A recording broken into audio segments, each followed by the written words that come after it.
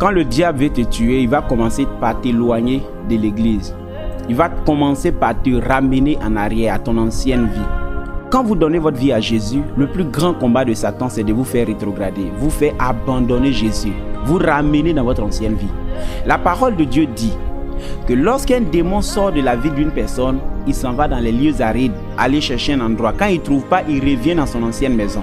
Quand il trouve que la maison est vide, il s'en va prendre 7 autres démons pires que lui pour venir détruire la vie de cette personne.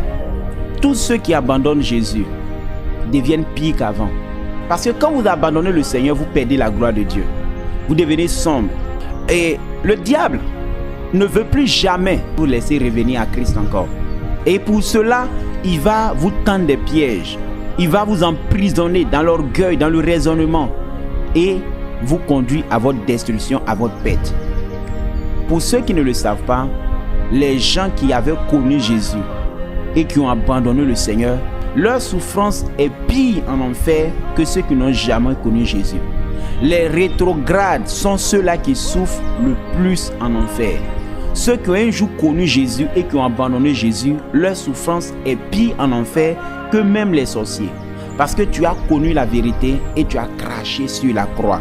Dès qu'un enfant de Dieu donne sa vie à Jésus, le plan du diable, c'est de le faire rétrograder. Et le diable va te tendre des pièges. Il va passer par l'argent, il va passer par les femmes, par la gloire de ce monde pour te ramener dans ton ancienne vie. La parole de Dieu dit le chien est retourné à ce qu'il a vomi hier. Et tu vas retourner dans ton ancienne vie, tu vas perdre la gloire de Dieu, tu vas perdre ton éclat et tu vas devenir ridicule, tu vas devenir bizarre parce que tu n'as plus d'éclat. Et le diable va te tendre un piège, il va te tuer. Et quand le diable va te tuer, il va te conduire en enfer pour que tu ailles souffrir pour l'éternité.